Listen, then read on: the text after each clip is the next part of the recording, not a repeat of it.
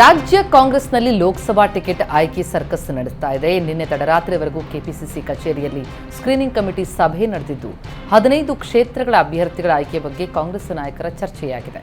ಅಲ್ಲದೆ ಈ ಮೀಟಿಂಗ್ನಲ್ಲಿ 15 ಕ್ಷೇತ್ರದ ಬಗ್ಗೆ ಚರ್ಚೆಯಾಗಿದ್ದು 6 ಕ್ಷೇತ್ರಗಳದ್ದು ಪೆಂಡಿಂಗ್ ಇದೆ. ಅದರ ಜೊತೆಗೆ ಸತೀಶ್ ಜಾರಕಿಹೊಳಿ ಪುತ್ರಿಯನ್ನ ಕಣಕ್ಕಿಳಿಸೋದಕ್ಕೆ ಕೈ ನಾಯಕರ ಒತ್ತಡ ಆಗ್ತಾ ಇದ್ದು ಇದಕ್ಕೆ ತಮ್ಮ ಪುತ್ರಿಯನ್ನ ಕಣಕ್ಕಿಳಿಸೋದು ಬೇಡ ಅಂತ ಸತೀಶ್ ಜಾರಕಿಹೊಳಿ ಹೇಳಿದಾರಂತೆ. ಲೋಕಸಭೆ ಕಾವು ರಾಜ್ಯದಲ್ಲಿ ಜೋರಾಗ್ತಾ ಇದೆ. ಕರ್ನಾಟಕದಲ್ಲಿ ದೊಡ್ಡ ಗೆಲುವಿಗೆ ಪ್ರಧಾನಿ ಮೋದಿ ಎಂಟ್ರಿ ಕೊಡ್ತಾ ಇದ್ದಾರೆ. ಇದೇ ತಿಂಗಳು 15ರಂದು ದೇವನಹಳ್ಳಿಗೆ ಮೋದಿ ಆಗಮಿಸ್ತಾ ಇದ್ದು ಎಲೆಕ್ಷನ್ ಪ್ರಚಾರಕ್ಕೆ ಚಾಲನೆ ಕೊಡಲಿದ್ದಾರೆ. ಈ ಬಗ್ಗೆ ಚಿಕ್ಕಬಳ್ಳಾಪುರದಲ್ಲಿ ಮಾಜಿ ಸಚಿವ ಡಾಕ್ಟರ್ ಸುಧಾಕರ್ ಸಭೆ ನಡೆಸಿ ಮಾತನಾಡಿದ್ದಾರೆ. ಲೋಕಸಭಾ ಟಿಕೆಟ್ಗಾಗಿ ನಾನು ಯಾವುದೇ ಪ್ರಯತ್ನ ಮಾಡ್ತಿಲ್ಲ, ಅವಕಾಶ ಮಾಡಿಕೊಟ್ರೆ ಉಮೇದುವಾರಿಕೆ ಸಲ್ಲಿಸ್ತೇನೆ ಎಂದರು. ಕಾಂಗ್ರೆಸ್ ವಿರುದ್ಧ ಗೆಲ್ಲೋದಕ್ಕೆ ಬಿಜೆಪಿಗೆ ಗೆಲ್ಲುವ ಪೂರಕ ವಾತಾವರಣ ಇದೆ. ಜೆಡಿಎಸ್ ಪಕ್ಷದ ಮೈತ್ರಿಯಿಂದ ಪಕ್ಷಕ್ಕೆ ಮತ್ತಷ್ಟು ಶಕ್ತಿ ಬಂದಿದೆ ಅಂತ ಸುಧಾಕರ್ ಮಾತನಾಡಿದ್ದಾರೆ. ಲೋಕಸಭಾ ಚುನಾವಣೆಗೆ ದಿನಗಣನೆ ಶುರುವಾದ ಬೆನ್ನಲ್ಲೇ ರಾಜ್ಯಕ್ಕೆ ಪ್ರಧಾನಿ ನರೇಂದ್ರ ಮೋದಿ ಬರ್ತಿದ್ದಾರೆ. ಮಾರ್ಚ್ 17ರಂದು ಶಿವಮೊಗ್ಗದಲ್ಲಿ ಬೃಹತ್ ಚುನಾವಣಾ ಪ್ರಚಾರದ ಸಭೆಯನ್ನು ನರೇಂದ್ರ ಮೋದಿ ನಡೆಸಲಿದ್ದಾರೆ. ಶಿವಮೊಗ್ಗ, ಚಿಕ್ಕಮಗಳೂರು, ಉಡುಪಿ, ದಕ್ಷಿಣ ಕನ್ನಡ, ಉತ್ತರ ಕನ್ನಡ ಲೋಕಸಭಾ ಕ್ಷೇತ್ರಗಳನ್ನು ಒಗ್ಗೂಡಿಸಿ ಬೃಹತ್ ಸಭೆಯನ್ನು ಹಮ್ಮಿಕೊಂಡಿದ್ದಾರೆ. ಈಗಾಗಲೇ ಈ 4 ಕ್ಷೇತ್ರಗಳಲ್ಲಿ ಬಿಜೆಪಿಯ ಸಂಸದರಿದ್ದು ಮತ್ತೊಮ್ಮೆ ಬಿಜೆಪಿಯ ಸಂಸದರನ್ನ ಗೆಲ್ಲಿಸೋದಕ್ಕೆ ಬೃಹತ್ ಸಭೆಯನ್ನ ಏರ್ಪಡಿಸಿದ್ದಾರೆ. ಲೋಕಸಭಾ ಚುನಾವಣೆ ಹತ್ತಿರವಾಗ್ತಾ ಇದ್ದಂತೆ ರಾಜ್ಯದಲ್ಲಿ ಟಿಕೆಟ್ ಫೈಟ್ ಜೋರಾಗಿದೆ. ಸದ್ಯ ತುಮಕೂರಿನಲ್ಲಿ ಲೋಕಸಭೆ ಟಿಕೆಟ್ ಫೈಟ್ ತಾರಕಕ್ಕೇರಿತು. ಜೆಸಿ ಮಾಧುಸ್ವಾಮಿಗೆ ಟಿಕೆಟ್ ಕೊಡಿ ಅಂತ ಬೆಂಬಲಿಗರು ಒತ್ತಾಯಿಸಿದ್ದಾರೆ. ತುಮಕೂರಿನ ಗುಬ್ಬಿ ತಾಲೂಕಿನ ಬೆಂಬಲಿಗರು ಸಭೆ ನಡೆಸಿದ್ದು ಸೋಮಣ್ಣಗೆ ಟಿಕೆಟ್ ಕೊಡೋದಕ್ಕೆ ವಿರೋಧ ವ್ಯಕ್ತಪಡಿಸಿದ್ದಾರೆ.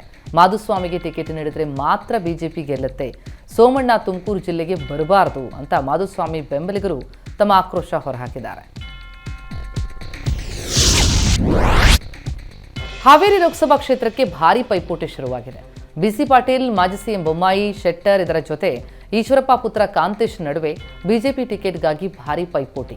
ಈ ಬಾರಿ ಹಾವೇರಿಯಲ್ಲಿ ನನಗೇ ಟಿಕೆಟ್ ಸಿಗುತ್ತೆ ಎನ್ನುವ ವಿಶ್ವಾಸದಲ್ಲಿದ್ದಾರೆ ಕಾಂತೇಶ್. ಅವಿಶ್ವಾಸದ ಮಾತುಗಳನ್ನಾಡಿದ್ದಾರೆ.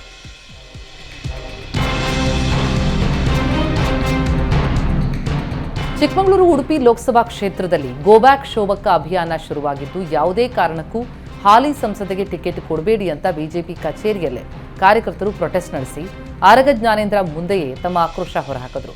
ಸಿಟಿ ರವಿ ಕೂಡ ಪಕ್ಷಕ್ಕೆ ದ್ರೋಹ ಮಾಡಿದವರಿಗೆ ಕರ್ಮ ಯಾವತ್ತೂ ಬಿಡಲ್ಲ ಎನ್ನುವ ಮೂಲಕ ಶೋಭಾ ಕರಂದಾಜೆ ವಿರುದ್ಧ ಪರೋಕ್ಷವಾಗಿ ತಮ್ಮ ಅಸಮಾಧಾನವನ್ನು ಹೊರಹಾಕಿದ್ದಾರೆ.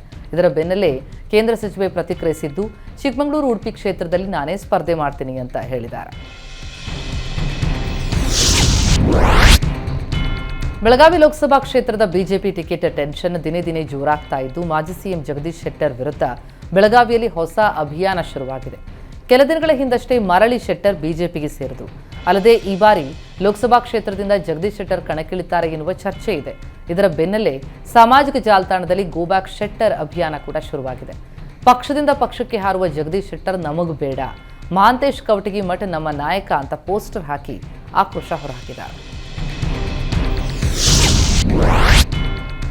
ತುಮಕೂರು ಕ್ಷೇತ್ರಕ್ಕೆ ಕಾಂಗ್ರೆಸ್ ಈಗಾಗಲೇ ಟಿಕೆಟ್ ಘೋಷಿಸಿದ್ದು ಮಾಜಿ ಸಂಸದ ಮುದ್ದಹನುಮೇಗೌಡರನ್ನ ಕಣಕ್ಕಿಳಿಸಿದೆ. ಚುನಾವಣೆ ಘೋಷಣೆಗೂ ಮುನ್ನವೇ ಮುದ್ದಹನುಮೇಗೌಡರನ್ನ ಕ್ಷೇತ್ರದಲ್ಲಿ ಪ್ರಚಾರವನ್ನು ಆರಂಭಿಸಿದ್ದಾರೆ. ಕ್ಷೇತ್ರದ ದೇವಮೂಲೆಯಲ್ಲಿರುವ ಲಕ್ಷ್ಮೀ ನರಸಿಂಹಸ್ವಾಮಿ ದೇವಸ್ಥಾನದಲ್ಲಿ ವಿಶೇಷ ಪೂಜೆ ಸಲ್ಲಿಸಿ ಕ್ಯಾಂಪೇನ್ ಶುರು ಮಾಡಿದ್ದಾರೆ. ಮುದ್ದಹನುಮೇಗೌಡರಿಗೆ ಸಹಕಾರಿ ಸಚಿವ ಕೆಎನ್ ರಾಜಣ್ಣ ಸಾಥ್ ಕೊಟ್ಟರು. ಚುನಾವಣೆಯಲ್ಲಿ ಕಾಂಗ್ರೆಸ್ ಪರ ಮತ ಚಲಾಯಿಸುವಂತೆ ಮುದ್ದಹನುಮೇಗೌಡರು ಮತದಾರರಲ್ಲಿ ಮನವಿ ಮಾಡಿದ್ದಾರೆ.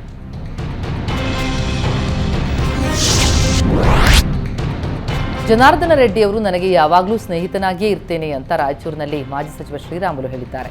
ಇದು ನಮ್ಮ ಚುನಾವಣೆಯಲ್ಲ, ಮೋದಿ ಚುನಾವಣೆ. ದೇಶದ ಸಲುವಾಗಿ, ಪ್ರಧಾನಿ ಸಲುವಾಗಿ ಮತದಾನ ಮಾಡಿ ಅಂತ ಕೇಳ್ತೇವೆ ಅಂದರು.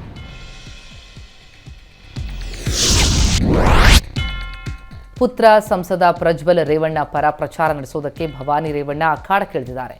ಮಂಡಿ ಶಸ್ತ್ರಚಿಕಿತ್ಸೆಯ ನಂತರ 2 ತಿಂಗಳಿನಿಂದ ಭವಾನಿ ವಿಶ್ರಾಂತಿಯಲ್ಲಿದ್ದರು. ಈಗ ಮಗನ ಗೆಲುವಿಗೆ ಪ್ರಚಾರ ಆರಂಭಿಸಿದ್ದಾರೆ. ಕಾಂಗ್ರೆಸ್ ಅಭ್ಯರ್ಥಿ ಶ್ರೇಯಸ್ ಪಟೇಲ್ ಹೆಸರು ಘೋಷಣೆಯ ನಂತರ ಕ್ಷೇತ್ರದಲ್ಲಿ ರೇವಣ್ಣ ಫ್ಯಾಮಿಲಿ ಭಾರೀ ಆಕ್ಟಿವ್ ಆಗಿದೆ.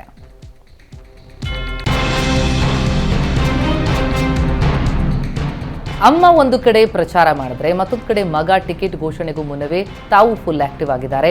ಕಡೂರಿನಲ್ಲಿ ಪ್ರಜ್ವಲ್ ರೇವಣ್ಣ ಕಾರ್ಯಕರ್ತರ ಸಭೆ ನಡೆಸಿದ್ದಾರೆ.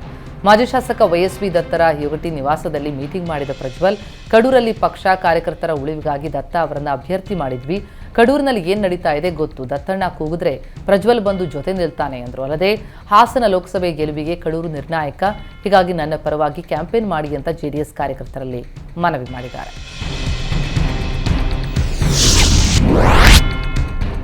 ಬೆಂಗಳೂರಿನಲ್ಲಿ ಕುಡಿಯೋ ನೀರಿನ ಸಮಸ್ಯೆ ತೀವ್ರವಾಗಿದ್ರೂ ಸರ್ಕಾರ ಯಾವುದೇ ಕ್ರಮ ಕೈಗೊಂಡಿಲ್ಲ ಅಂತ ಸಂಸದ ತೇಜಸ್ವಿ ಸೂರ್ಯ ಆರೋಪಿಸಿದ್ದಾರೆ. ಸರ್ಕಾರದ ವಿರುದ್ಧ ಫ್ರೀಡಂ ಪಾರ್ಕ್ನಲ್ಲಿ ಬೃಹತ್ ಪ್ರತಿಭಟನೆಗೆ ಮುಂದಾಗಿದ್ದಾರೆ. ಇದು ರಾಜಕೀಯ ಪ್ರತಿಭಟನೆ ಅಲ್ಲ, ಯಾವುದೇ ಪಕ್ಷದ ಪ್ರತಿಭಟನೆ ಅಲ್ಲ. ಸಾರ್ವಜನಿಕರು ಕೂಡ ಬೆಂಬಲ ಕೊಡಬೇಕು ಅಂತ ತೇಜಸ್ವಿ ಸೂರ್ಯ ಮನವಿ ಮಾಡಿದ್ದಾರೆ. ಮಲೆನಾಡು ಶಿವಮೊಗ್ಗದಲ್ಲಿ Madhu Bangarappa versus BY Raghavendra talk fight ಜೋರಾಗಿದೆ. ಅಕ್ರಮ ಹಣ ಸಾಗಾಟ ಮಾಡಿದ್ದಾರೆ ಅಂತ ಆರೋಪ ಮಾಡಿದ್ದ ಸಚಿವರ ವಿರುದ್ಧ ಸಂಸದರು ಕಿಡಿಕಾರಿದ್ದಾರೆ. ಕಾಂಗ್ರೆಸ್ನವರು ಅವರ ಪಕ್ಷದ ಬಗ್ಗೆ ಯೋಚನೆ ಮಾಡಬೇಕು, ಅದನ್ನು ಬಿಟ್ಟು ಎ ಟೀಮ್ ಬಿ ಟೀಮ್ ಅಂತ ನಮ್ಮ ಬಗ್ಗೆ ಯೋಚನೆ ಮಾಡೋದು ಬೇಡ. ಅವರ ಹಣ ಸಾಗಾಟ ಹೇಳಿಕೆ ಅಸಹ್ಯ ಎನಿಸುತ್ತೆ ಎಂದರು. ಅಲ್ಲದೆ ಬಂಗಾರಪ್ಪನವರ ಮಗನ ಬಾಯಲ್ಲಿ ಈ ರೀತಿಯ ಹಗುರ ಮಾತು ಬರಬಾರದು ಅಂತ ಮಧು ಬಂಗಾರಪ್ಪ ವಿರುದ್ಧ ಗುಡುಗಿದ್ದಾರೆ.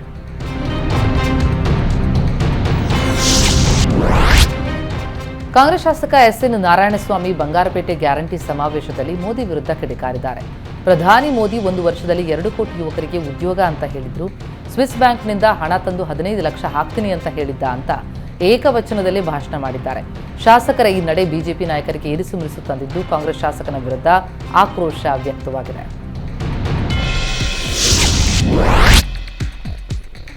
ಜಯಪ್ರಕಾಶ್ ಹೆಗಡೆ ಇವತ್ತು ಕಾಂಗ್ರೆಸ್ಗೆ ಸೇರ್ಪಡೆಯಾಗ್ತಾರೆ. ಸಂಜೆ 4 ಗಂಟೆಗೆ ಕೆಪಿಸಿಸಿ ಕಚೇರಿಯಲ್ಲಿ ನಡೆಯಲಿರುವಂತಹ ಕಾರ್ಯಕ್ರಮದಲ್ಲಿ ಜಯಪ್ರಕಾಶ್ ಹೆಗಡೆ ಕಾಂಗ್ರೆಸ್ ಸೇರಲಿದ್ದಾರೆ. ಉಡುಪಿ ಚಿಕ್ಕಮಗಳೂರು ಲೋಕಸಭಾ ಕ್ಷೇತ್ರದ ಕೈ ಅಭ್ಯರ್ಥಿ ಆಗಲಿರುವ ಕಾರಣ ಇವತ್ತು ಅಧಿಕೃತವಾಗಿ ಪಕ್ಷಕ್ಕೆ ಸೇರ್ಪಡೆಯಾಗ್ತಿದ್ದಾರೆ.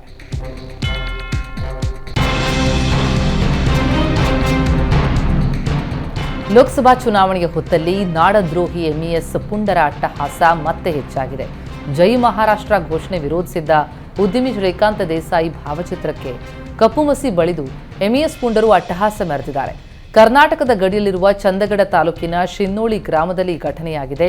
ಶ್ರೀಕಾಂತ್ ದೇಸಾಯಿ ಇರುವ ಜಾಹೀರಾತು ಫಲಕಕ್ಕೆ ಮಸಿ ಬಳಿದು ಉದ್ದಟತನ ಮೆರೆದಿದ್ದಲ್ಲದೆ ದೇಸಾಯಿ ನಿವಾಸದ ಗೋಡೆಯ ಮೇಲೂ ಕೂಡ ಜೈ ಮಹಾರಾಷ್ಟ್ರ ಅಂತ ಬರೆದಿದ್ದಾರೆ.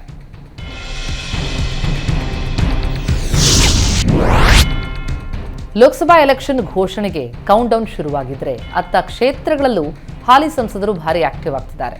ಕೇಂದ್ರ ಸರ್ಕಾರದ ಅಡಿಪ್ ಮತ್ತು ಬಯೋಶ್ರೀ ಯೋಜನೆಯಡಿ 500 ಫಲಾನುಭವಿಗಳಿಗೆ ಸಂಸದ ರಾಘವೇಂದ್ರ ವಿವಿಧ ಸಾಧನ ಸಲಕರಣೆಗಳನ್ನು ವಿತರಣೆ ಮಾಡಿದ್ದಾರೆ. Tricycle, wheel chair, walking stick, CP chair, smart chair ಸೇರಿದಂತೆ ಹಲವು ಸಲಕರಣೆ ಕೊಟ್ಟರು. ಈ ವೇಳೆ ಮಾತನಾಡಿದ ಸಂಸದ ರಾಘವೇಂದ್ರ, ದಿವ್ಯಾಂಗರು, ಹಿರಿಯ ನಾಗರಿಕರು ಸ್ವಾಭಿಮಾನದ ಬದುಕು ನಡೆಸಲು ಕೇಂದ್ರ ಉತ್ತಮ ಸೌಲಭ್ಯಗಳನ್ನು ನೀಡುತ್ತಾ ಇದೆ ಎಂದರು. ರಾಜ್ಯಸಭಾ ಚುನಾವಣೆಯ ಮತದಾನ ಗೈರಿನ ಬಗ್ಗೆ ಬಿಜೆಪಿ ಕೊಟ್ಟ ನೋಟಿಸ್ಗೆ ಉತ್ತರ ಕೊಟ್ಟಿದ್ದೇನೆ. ಅನರ್ಹ ಮಾಡೋದು ಪಕ್ಷದ ನಿರ್ಣಯ ಅಂತ ಯಲ್ಲಾಪುರ ಬಿಜೆಪಿ ಶಾಸಕ ಶಿವರಾಮ್ ಹೆಬ್ಬಾರ್ ಹೇಳಿದ್ದಾರೆ. ಕಾಂಗ್ರೆಸ್ ಪಕ್ಷಕ್ಕೆ ಸೇರೋದನ್ನ ಕಾಲ ನಿರ್ಣಯಿಸುತ್ತೆ. ಕಾಂಗ್ರೆಸ್ ಸರ್ಕಾರದ ಗ್ಯಾರಂಟಿ ಯೋಜನೆ ಕುರಿತು ಶಿವರಾಮ್ ಹೆಬ್ಬಾರ್ ಹಾಡಿ ಹೋಗಲಿದ್ದಾರೆ.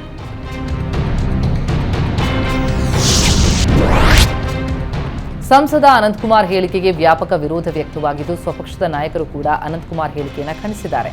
ಅನಂತಕುಮಾರ್ ಹೆಗಡೆ ಜನರ ಸಮಸ್ಯೆಗಳ ಬಗ್ಗೆ ಮಾತನಾಡಬೇಕು, ಸೂತ್ರವಿಲ್ಲದ ಹೇಳಿಕೆಗಳನ್ನು ಕೊಡ್ತಾರಲ್ವಾ, ಅದು ಸರಿಯಲ್ಲ.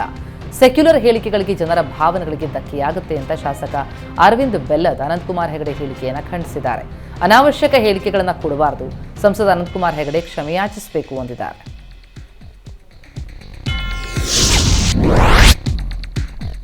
ಸಂಸದ ಅನಂತಕುಮಾರ್ ಹೆಗಡೆ ಹೇಳಿದ್ದ ಸಂವಿಧಾನ ಬದಲಾವಣೆ ಹೇಳಿಕೆಗೆ ಸಂತೋಷ್ ಲಾಡ್ ಗರಂ ಆಗಿದ್ದಾರೆ. ಬಿಜೆಪಿಯವರು ಪ್ರಣಾಳಿಕೆಯೊಳಗೆ ಸಂವಿಧಾನ ಬದಲಾವಣೆ ಮಾಡ್ತೇವೆ ಅಂತ ಹೇಳಿ ನೋಡೋಣ, ಯಾತಕ್ಕಾಗಿ ಸಂವಿಧಾನ ಬದಲಾವಣೆ ಮಾಡ್ತಾರೆ ಅನ್ನುವಂಥ ಸ್ಪಷ್ಟವಾಗಿ ಹೇಳಿ. ಒಬ್ಬೊಬ್ಬರ ಕಡೆ ಈ ರೀತಿಯಾಗಿ ಬಿಜೆಪಿಯವರು ಹೇಳಿಸ್ತಾರೆ ಅಂತ ಕಿಡಿಕಾರಿದ್ದಾರೆ.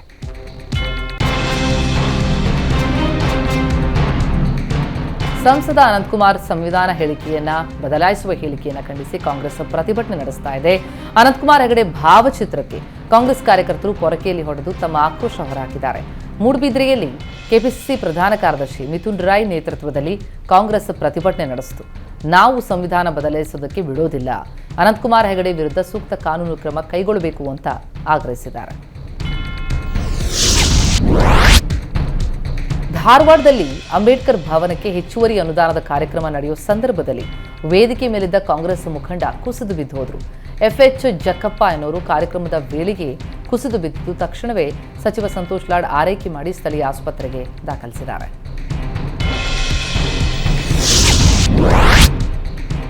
ಕೆಆರ್ಎಸ್ ಡ್ಯಾಂನಿಂದ ನಾಲೆಗೆ ನೀರು ಹರಿಸುವಂತೆ ರೈತರು ಆಗ್ರಹ ವ್ಯಕ್ತಪಡಿಸಿ ಪ್ರತಿಭಟಿಸಿದ್ದಾರೆ. ಶ್ರೀರಂಗಪಟ್ಟಣದ ಕಾವೇರಿ ನೀರಾವರಿ ನಿಯಮದ ಕಚೇರಿ ಎದುರು ಪ್ರತಿಭಟನೆ ನಡೆಸಿದ್ದಾರೆ. ಭೂಮಿ ತಾಯಿ ಹೋರಾಟ ಸಮಿತಿ ಪ್ರತಿಭಟಿಸಿ ನೀರು ಬಿಡುಗಡೆಗೆ ಆಗ್ರಹಿಸಿದೆ. ಜಿಲ್ಲೆಯ ಬಹುತೇಕ ಕೆರೆಕಟ್ಟೆಗಳು ಬತ್ತು ಹೋಗಿವೆ. ಜನ ಜಾನುವಾರುಗಳಿಗೆ ನೀರಿನ ಹಾಹಾಕಾರ ಸೃಷ್ಟಿಯಾಗಿದೆ. ಸಮಸ್ಯೆ ಮತ್ತಷ್ಟು ಉಲ್ಬಣಿಸುವ ಮುನ್ನ ನೀರು ಹರಿಸುವಂತೆ ರೈತರು ಮನವಿ ಮಾಡಿದ್ದಾರೆ. ರಾಜ್ಯದಲ್ಲಿ ಇನ್ಮೇಲೆ ಲೋಡ್ ಶೆಡ್ಡಿಂಗ್ ಶುರುವಾಗುತ್ತಾ ಎಂಬ ಆತಂಕ ಶುರುವಾಗಿದೆ. ಬೇಸಿಗೆ ಆರಂಭದಲ್ಲೇ ರಾಜ್ಯಕ್ಕೆ ಕತ್ತಲು ಆವರಿಸುವ ಆತಂಕ ಇದೆ. ದಾಖಲೆ ಪ್ರಮಾಣದಲ್ಲಿ ವಿದ್ಯುತ್ ಬಳಕೆ ಮಾಡಲಾಗ್ತಾ ಇದೆ. ಬೇಡಿಕೆಗೆ ತಕ್ಕಂತೆ ವಿದ್ಯುತ್ ಪೂರೈಕೆ ಮಾಡೋದು ಇಂಧನ ಇಲಾಖೆಗೆ ಭಾರಿ ಸವಾಲಾಗಿದೆ. ಬೆಸ್ಕಾಂ ವ್ಯಾಪ್ತಿಯಲ್ಲಿ 9,000ದಷ್ಟು ಮೆಗಾವ್ಯಾಟ್ ವಿದ್ಯುತ್ ಬೇಡಿಕೆ ಇದೆ. ಆದರೆ ಇತ್ತ ಬೇಡಿಕೆಗೆ ತಕ್ಕಂತೆ ವಿದ್ಯುತ್ ಉತ್ಪಾದನೆ ಆಗ್ತಿಲ್ಲ. ಹೀಗಾಗಿ ಬೆಸ್ಕಾಂ ವ್ಯಾಪ್ತಿಯಲ್ಲಿ ಬೇಡಿಕೆಗೆ ತಕ್ಕಂತೆ ವಿದ್ಯುತ್ ಪೂರೈಕೆ ಮಾಡಲು ಅಧಿಕಾರಿಗಳು ಪರದಾಡ್ತಿದ್ದಾರೆ. ಮಲೆಮಹದೇಶ್ವರ ಬೆಟ್ಟದಲ್ಲಿ ವಿಜೃಂಭಣೆಯಿಂದ ಶಿವರಾತ್ರಿ ರಥೋತ್ಸವ ನಡೆದಿದೆ. ಭಕ್ತರು ನಾಮುಂದು ತಾಮುಂದು ಅಂತ ಮಾದಪ್ಪನ ರಥ ಎಳೆದಿದ್ದಾರೆ. ಮಾದಪ್ಪನ ರಥದೊಂದಿಗೆ ಹುಲಿವಾಹನ, ರುದ್ರಾಕ್ಷಿ ಮಂಟಪ, ಬಸವ ವಾಹನ ಅದ್ಧೂರಿಯಾಗಿ ಸಾಗಿದೆ. ರಥೋತ್ಸವದೊಂದಿಗೆ ಕಳೆದ 5 ದಿನಗಳಿಂದ ನಡೆದಂತಹ ಶಿವರಾತ್ರಿ ಜಾತ್ರಾ ಮಹೋತ್ಸವ ಸಂಪನ್ನಗೊಂಡಿದೆ.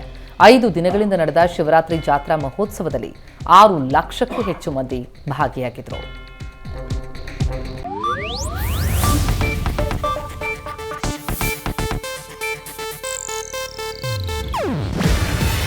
ಇದು ಏಷ್ಯಾನೆಟ್ ನ್ಯೂಸ್ ನೆಟ್ವರ್ಕ್ ಪ್ರಸ್ತುತಿ. ನೀವು ನೋಡ್ತಿದ್ದೀರಾ ಏಷ್ಯಾನೆಟ್ ಸುವರ್ಣ ನ್ಯೂಸ್.